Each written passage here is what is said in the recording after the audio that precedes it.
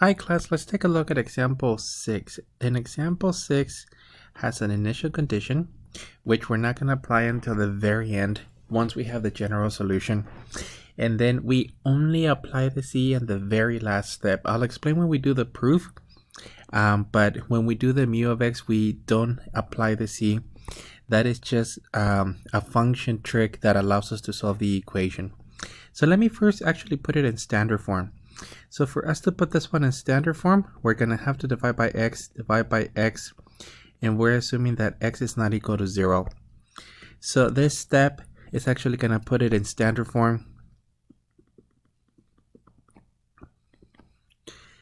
And we're looking at, well, technically y prime minus 3 over x y, which is equal to x, and assuming that x is not equal to 0. Now, from here, we can actually get that the values of p of x is equal to negative 3 over x. Our function q of x is equal to x. And then let's get the integrating factor. So mu of x is equal to e to the integral of p of x dx, which is equal to e to the integral of negative 3 over x dx. So this is going to be equal to e to the negative 3 integral of dx over x, or, well, e to the negative 3 ln absolute value of x. To simplify it, let me put the negative 3 as a exponent. So we're looking at, well, in this case, e to the ln absolute value of x to the negative 3. And then these cancel out. So we end up with x to the negative 3.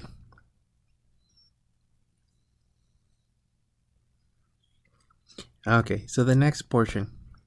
So we're going to have to get the integral of q of x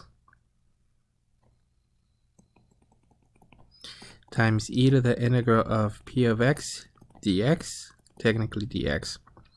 So it's going to be equivalent to a single x times x to the negative 3 dx, which is equal to the integral of x to the negative 2 dx, which we're just getting a x to the negative 1 over negative 1 plus c, or 1 over x, negative 1 over x plus c, which happens to be that portion of the problem.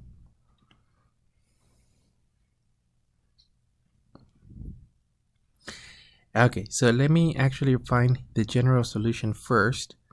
So the general solution,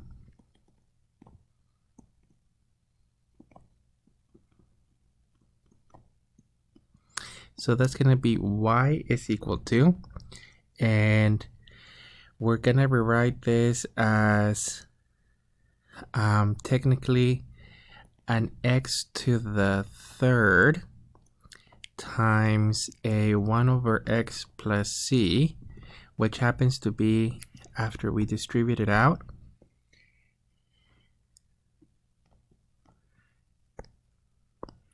it happens to be a negative x squared plus x to the third times c. Now, keep in mind that I'm adjusting it because the formula has a technically a e to the negative x, so that would change that to a positive. Okay, so let me rewrite the general solution.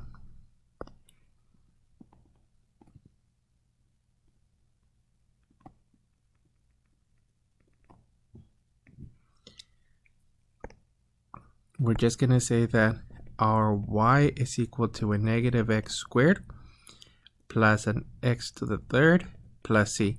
I'm not going to express it with a k as a single constant because we technically have initial conditions.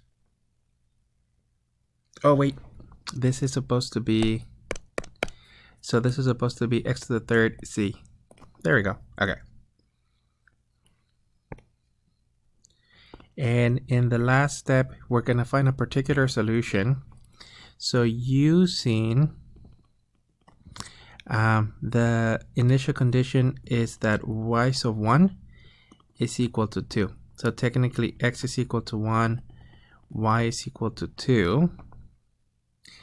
It's going to give us that y is equal to negative x squared plus x to the third c, or 2 is equal to negative, and this will be squared plus 1 to the third c, or 2 is equal to negative 1 plus c, adding the actual 1, it's going to give us that, well, technically c is equal to 3.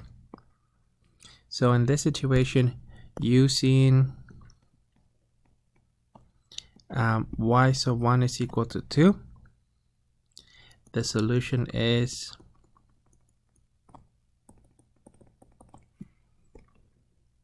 this puts us with y is equal to negative x squared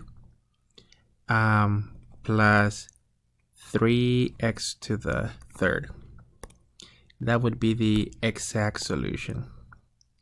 Let me take another look.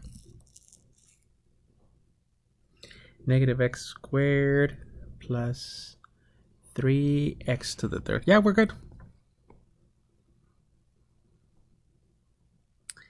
And that would be it for this one.